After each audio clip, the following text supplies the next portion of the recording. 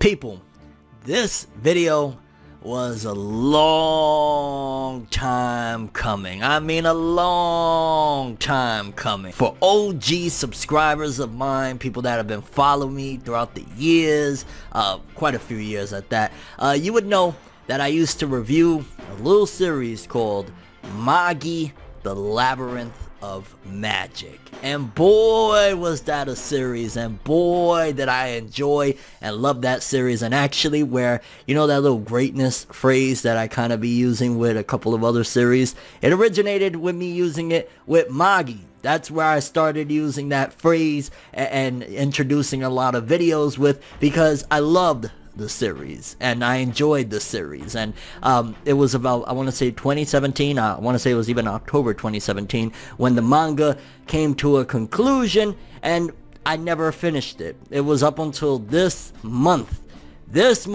August 2020, that I finally say, you know what, too long, I've been waiting too long. I left a lot of people hanging years ago. I gotta make up for that. I gotta make up for it, and I did. I went back to where I left off. I went even a few chapters before, so I get a little context, refresh my memory a little bit on what was going on in the manga at the time. And where I left off at, it was where basically they were trying to go up against, spoiler alert by the way, in case you don't know, which at this point, it's been a while. I don't think we're ever going to get another season of the anime, so I'd say, yeah, you should hear this. You should hear this, because Magi, it was something else. So let's get into it, people, for the final time, because I don't think we'll be talking about this series ever again unless we get another anime or something along the lines of that. That Magi greatness. Magi greatness. Time for that Magi greatness, people. This Magi greatness. Yes, people, it is as always that time for that Magi greatness. That Magi greatness. That Magi greatness! It feels like we're back in the day all over again. Let's do it, baby. We're talking about that Magi greatness.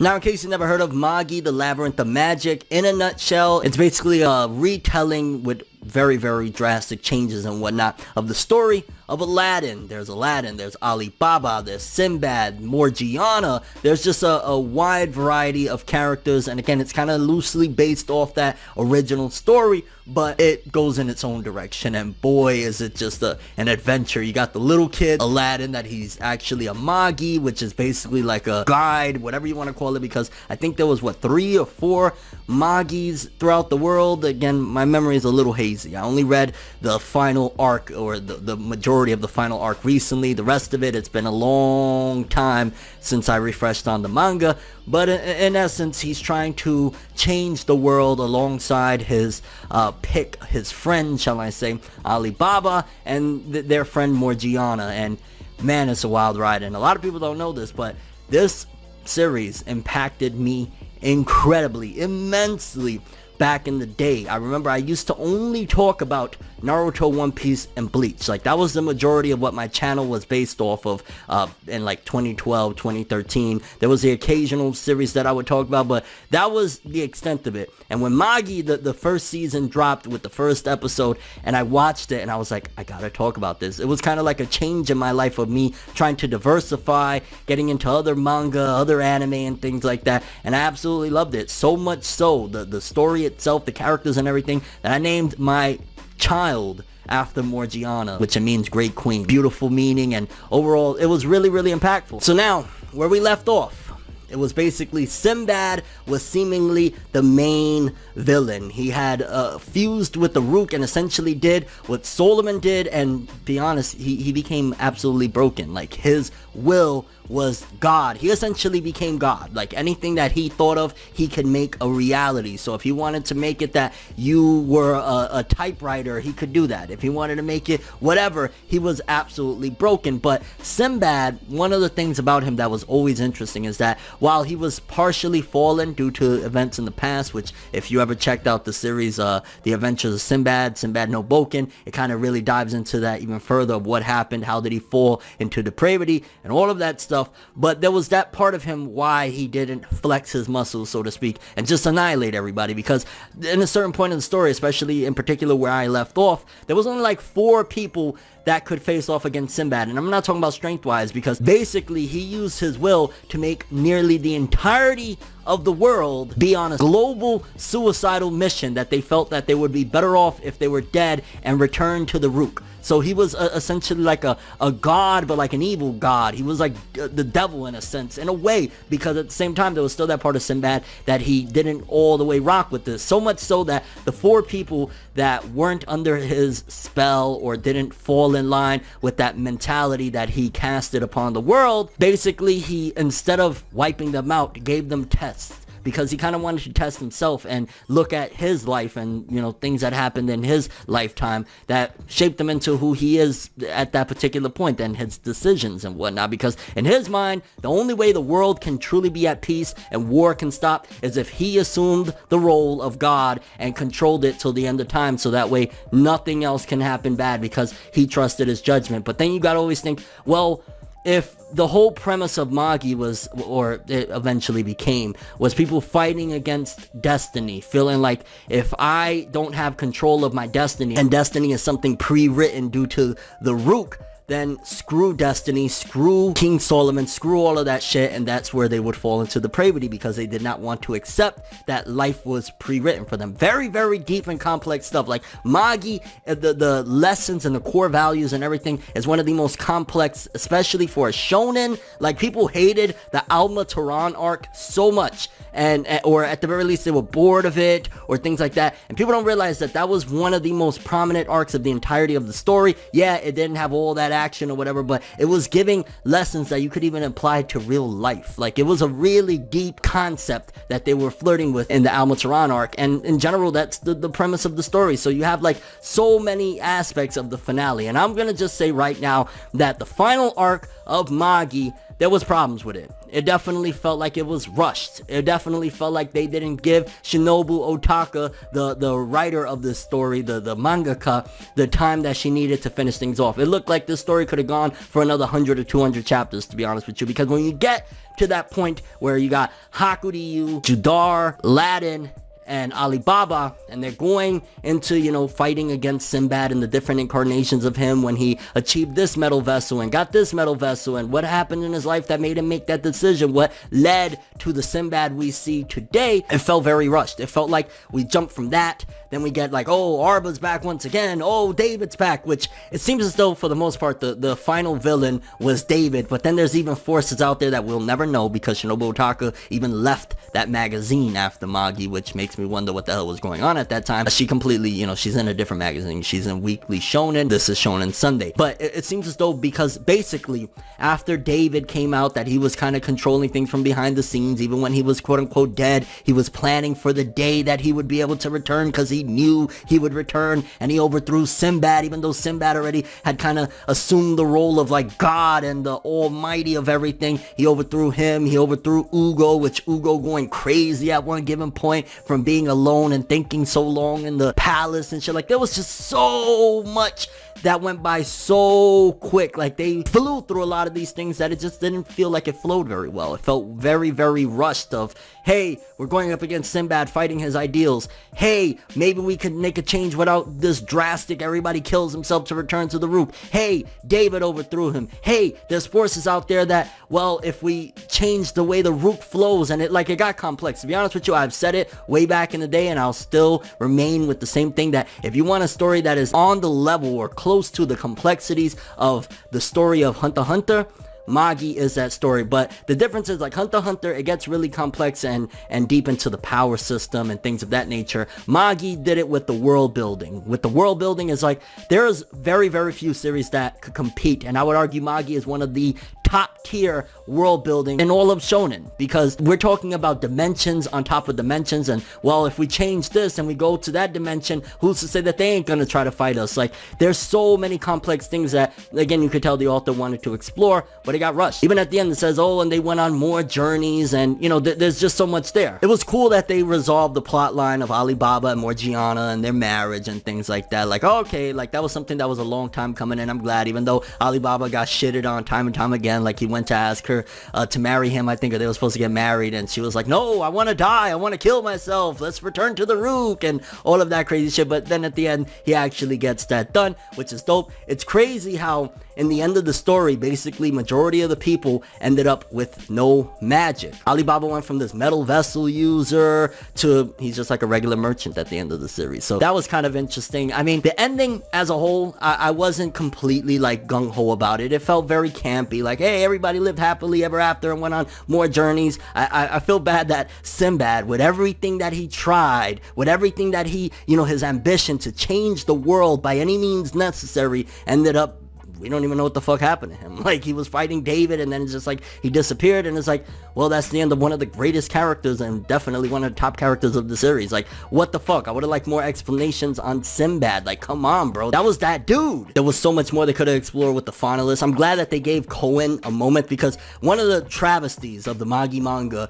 was that we never got a full-on battle between Kohen and Sinbad, and this was before I finished or stopped reviewing the manga back in the day, that it was kind of just skipped over. Kohen basically gave up and lost, and Sinbad won, and Kohen was banished away, and he had like one leg and shit like that. Like, it was a travesty that was never explored and never shown. But at the very least, he did get a moment in the final battle against David and against basically the world, because I think he was also somebody else that hadn't fallen into this mind control spell that Sinbad kind of laid on everybody. Like, it was just crazy. There was too much information towards the end of the series that it was just like, majority of people I'm sure couldn't keep up. I guarantee you I wasn't the only one that kind of fell off of Magi towards the end, because that final arc, like, it was weird too, because you could tell that they came in at the last minute and told her to rush things, because the start of the time skip, when we get back that Alibaba survived from his death, or he returned from death, and he had all these powers and shit, it was really, really slow, and it started what really became tremendously heavy. Even though politics was always a part of Magi,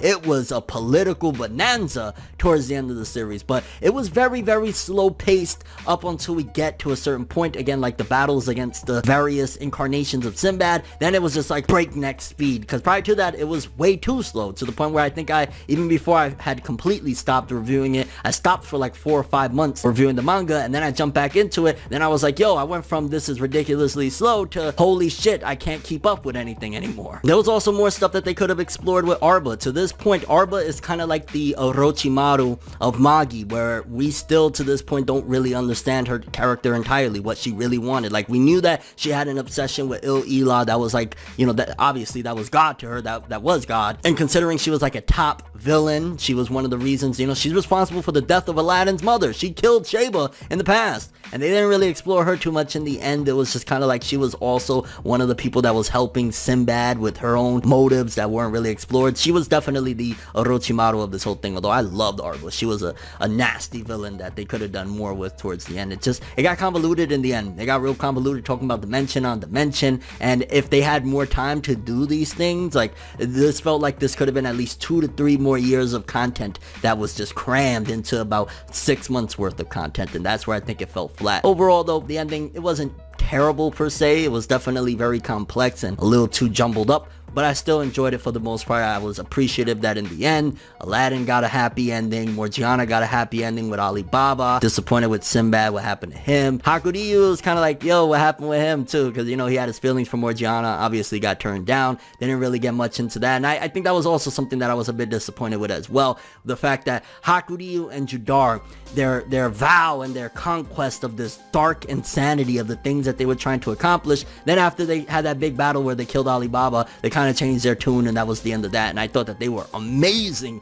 as playing like some serious antagonists, because they just didn't give a shit. So I wasn't the biggest fan of that either. It felt as though, again, towards the end of Magi, that's where things started to somewhat fall apart. Maybe it was just me, I don't know. Like, as a whole, it doesn't change my feelings on the series. I love Magi. It was greatness to the max. I'm looking forward to checking out at some given point, because there's a ton of chapters for Shinobu Otaka's new manga Orient. I think I read actually the first 2 chapters back in the day or something like that. I'm looking forward to supporting that. But Magi, definitely one hell of an adventure. It's just wild how everything happened and how it turned out in the end. And it's like, yo, so basically Sinbad was eradicated in the end. David didn't get his way in the end. Neither did Arba. Ugo had to send Aladdin back, and that was kind of a little heartbreaking there. Most of the people ended up without magic. I want to say Judar still had magic because you see him like floating on a broom. I think maybe the Magi were able to sustain their magic, but everybody else like the Rook was sealed off from them, and they're still trying to figure out a way to break into the other dimensions and stop this cycle of hatred and this cycle of the Rook and all this other shit, change things and whatnot. But who knows, maybe one day we could get a sequel. Highly doubt it, but that would be amazing because there's still what happened to Sinbad. Where is he? They didn't resolve one of the biggest conflicts of the entirety of the story, and that's the whole thing of people hating destiny being pre-written and these dimensions of destiny and very, very complex stuff that I wish would have got addressed more, but it seems as though she just was rushed out of time. Curious what you guys think. If you've ever read or watched Magi, how do you feel about the series? For people that have completed it, what did you think of the ending? How did you feel about the plot twist upon plot twist of Sinbad's the final villain? No, David's the final villain. Hey, Arba's around the corner. No, these beings that we never met is the final villain. No, the people that have been brainwashed by Sinbad's magic into thinking they want to all fucking kill themselves are the final villains. Like, your thoughts on the way it all turned out. How did you feel about Alibaba and Morgiana having that dream wedding that he always deserved? And your thoughts on Magi, final thoughts on it. Again, I don't think we'll be covering this series anymore on the channel because it's been over for like 3 years now, and I don't see it ever returning, but it was one hell of a ride. It was life-changing for me. It changed my world, to be honest with you. I mean, I have a Morgiana tattoo on my arm, a chibi, you know, with the little funny chibi version of Morgiana. I did that for my daughter, and yeah, Magi, a series I'll never forget. And shout outs to Shinobu Otaka, shout outs to that Magi greatness. Missed that series so much. But that's all I have for this one. Thanks for watching. Hope you enjoyed. If you liked anything I had to say or enjoyed the video, drop me a like. I'd greatly appreciate it. And if you want more from me, make sure to subscribe. Follow me on Twitter, Instagram. Hit that bell to get all notifications. And if you want to follow any of my other social media, links in the description below. I'm ForneverWorld, and as always, people, have an awesome day. And remember the golden rule. Anime and manga for life. Bye. Have an awesome day. Peace in. And Magi, thank you for everything.